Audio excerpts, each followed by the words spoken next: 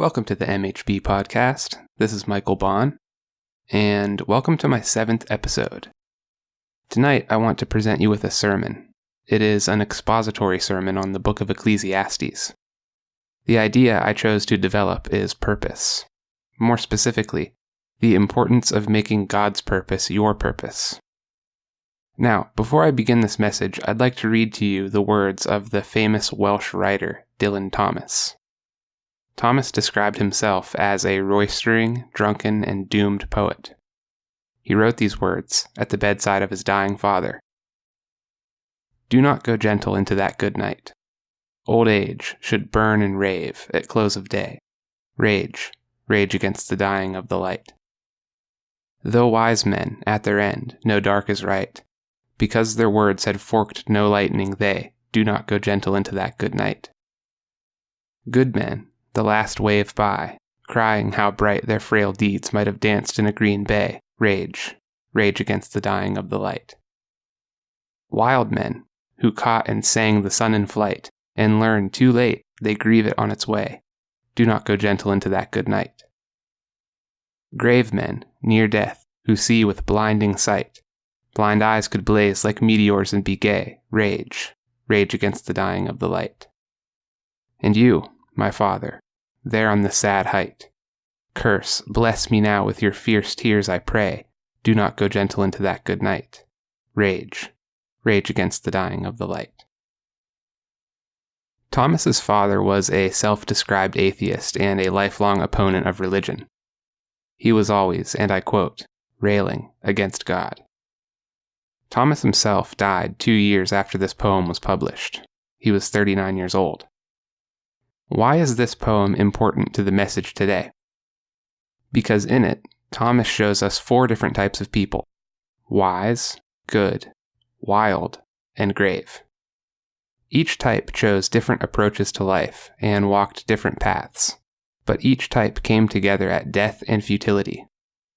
Impending death robbed them of their purpose and rendered their final moments meaningless.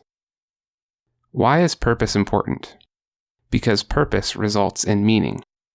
Meaning exists when you know you are in the right place at the right time, doing the right thing to fulfill the purpose. I want you to think of the most depressed person you can imagine. This person doesn't even want to get out of bed because life is pointless. So he lays there, staring at the ceiling as the hours pass by. Then he starts to feel the need to use the restroom. Now, don't let him get up.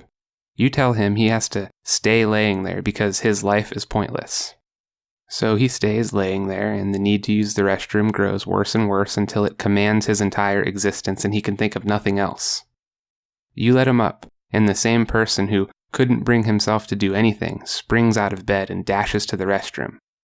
Purpose is a direct antidote to apathy. One of the problems we face today is being able to sustain purpose in our lives. Notice I said sustain purpose. It's easy to find purpose, but sustaining purpose is a bit more challenging. Consider this example. You go all morning and well into the day without eating anything. By 3 o'clock in the afternoon, you are ravenous. All you can think about is how hungry you are and where you want to go and what you want to eat. Finding food begins to dominate all of the other purposes in your life. And then you eat. Maybe the meal took hours to prepare, and just like that, the food is gone and you are full.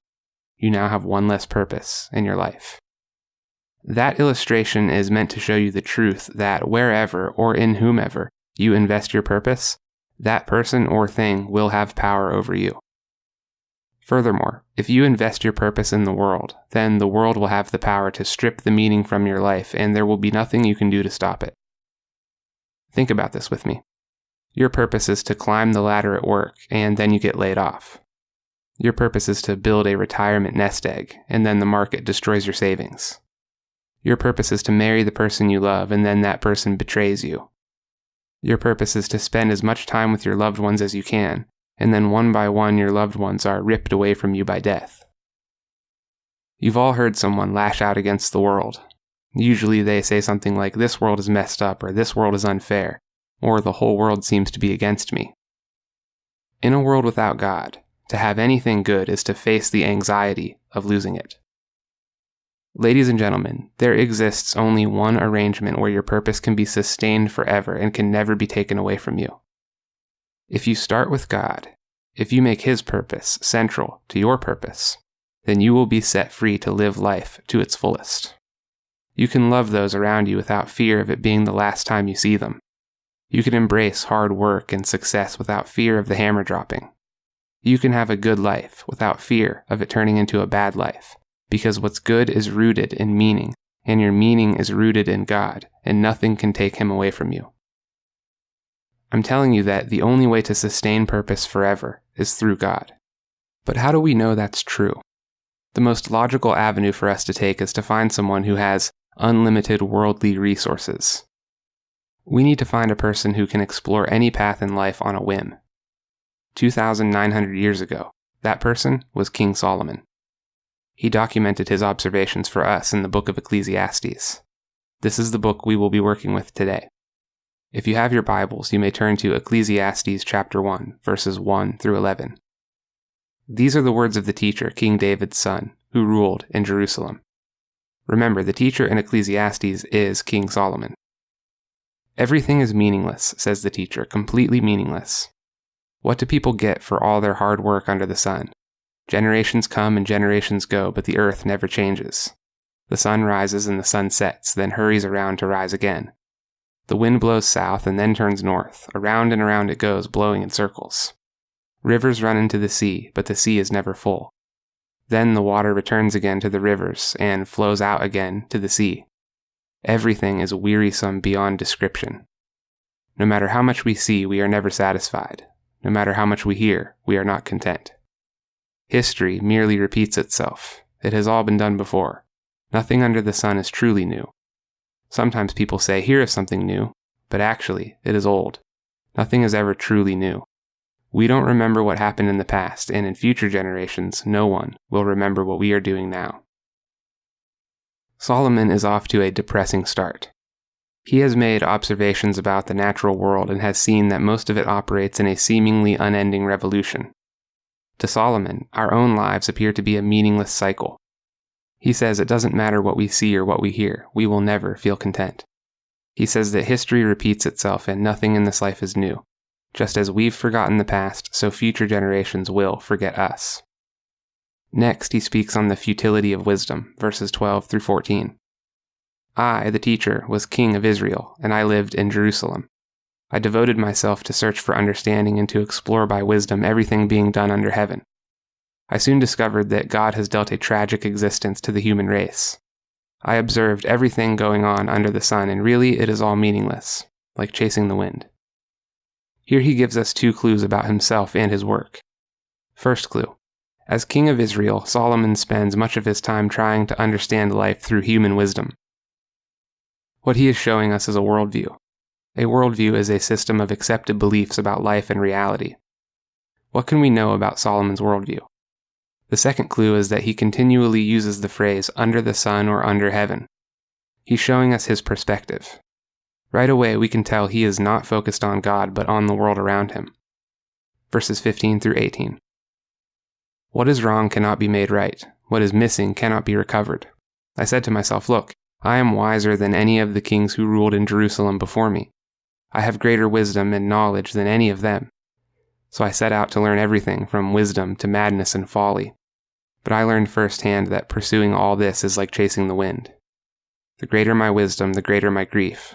To increase knowledge only increases sorrow. With his perspective aimed at the world, it's easy for him to see that there is no justice in it. He is focused on the world and he is not seeking God, so the more he learns and the more he understands, the more the walls begin to close in on him. So what does he do? He does what many of us do when we fail to sustain purpose by our own devices. He doubles down on the world and decides that he just hasn't found the right answer yet. The first place Solomon looks for purpose is pleasure. Chapter 2, verses 1 through 3. I said to myself, come on, let's try pleasure. Let's look for the good things in life. But I found that this too was meaningless. So I said, laughter is silly. What good does it do to seek pleasure? After much thought, I decided to cheer myself with wine. And while still seeking wisdom, I clutched at foolishness. In this way, I tried to experience the only happiness most people find during their brief life in this world. When pleasure fails him, he turns to work. Chapter 2, verses 18 through 20. I came to hate all my hard work here on earth, for I must leave to others everything I have earned. And who can tell whether my successors will be wise or foolish? Yet they will control everything I have gained by my skill and hard work under the sun. How meaningless! So I gave up in despair, questioning the value of all my hard work in this world. When he can't find purpose in work, he examines his own political power to see what lessons he can learn there. Chapter 4, verses 13 through 16. It is better to be a poor but wise youth than an old and foolish king who refuses all advice. Such a youth could rise from poverty and succeed. He might even become king, though he has been in prison. But then everyone rushes to the side of yet another youth who replaces him. Endless crowds stand around him, but then another generation grows up and rejects him too. So it is all meaningless, like chasing the wind. Insistent on finding a lasting purpose, Solomon decides to unleash the might of his innumerable wealth. Chapter 5, verses 10 and 11. Those who love money will never have enough. How meaningless to think that wealth brings true happiness. The more you have, the more people come to help you spend it. So what good is wealth, except perhaps to watch it slip through your fingers? Pleasure, work, power, and wealth. King Solomon had all of these to a greater extent than any of us ever will. He could not escape the meaningless in his life because his own perspective was fueling it. Depression among Americans has risen dramatically in the last 50 years. Dr. Carol Lieberman is a psychiatrist and member of the clinical faculty at the University of California at Los Angeles Semel Institute for Neuroscience and Human Behavior.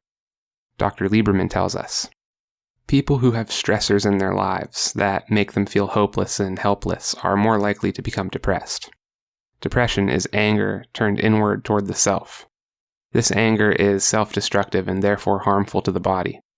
Elderly men may feel especially hopeless when their bodies break down with illness because it can destroy their sense of masculinity. Factors that influence the risk of depression include divorce, separation, where you live, your employment, the seasons, and weather patterns. All of these are external circumstances. They are the world influencing your state of mind. The average age for a person to be diagnosed with depression is 32.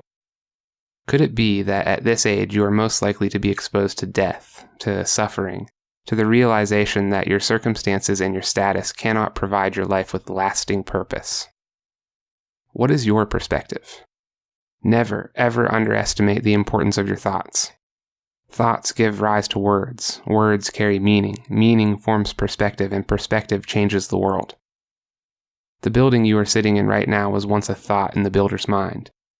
The universe we live in now was once a thought in the mind of God. In the beginning was the Word, and the Word was with God, and the Word was God. He was with God in the beginning. Through him all things were made. Without him nothing was made that has been made. God spoke and created order from chaos. And the one who built this building, a human being made in the image of God, took a thought from his mind and created a structure out of raw material. Your thoughts determine your life, and your thoughts shape your existence.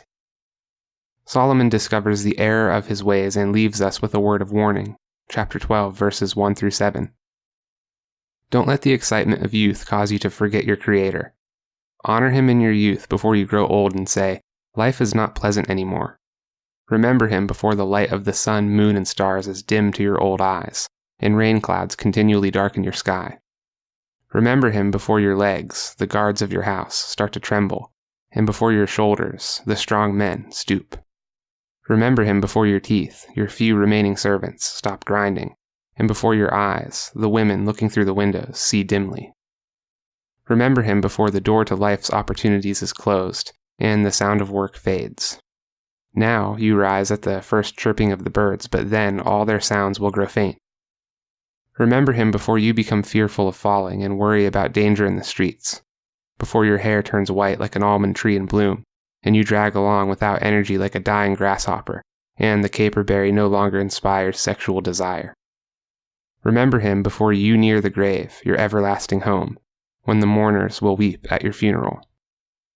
Yes, remember your Creator now while you are young, before the silver cord of life snaps and the golden bowl is broken. Don't wait until the water jar is smashed at the spring and the pulley is broken at the well, for then the dust will return to the earth and the spirit will return to God who gave it.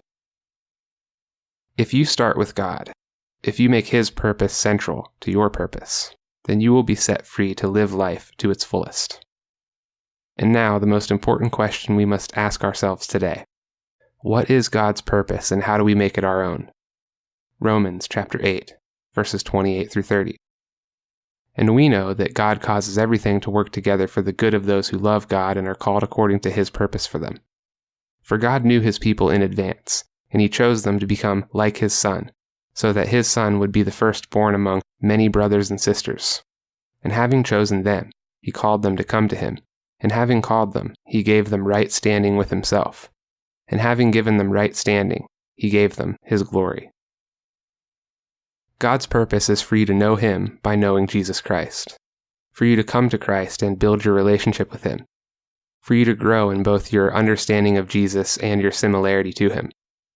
Christ the Creator has revealed Himself to His most precious creations so that they might choose to love Him and be with Him. You are eternal, and your Creator is calling you home. When you accept that, your life will take on a purpose that will give you a meaning that death itself cannot take from you. Jesus said to the people who believed in Him, "You are truly my disciples if you remain faithful to my teachings, and you will know the truth, and the truth will set you free." Thank you. If you find this content valuable, feel free to share it and to use it in your own studies. If you'd like to support this podcast, you can do so at www.patreon.com/Michael H. Bond. There is a link in the description. Your generosity goes a long way to promoting the growth of this enterprise and the cause of free speech. Thank you all for joining me this evening, and I will see you in the next episode.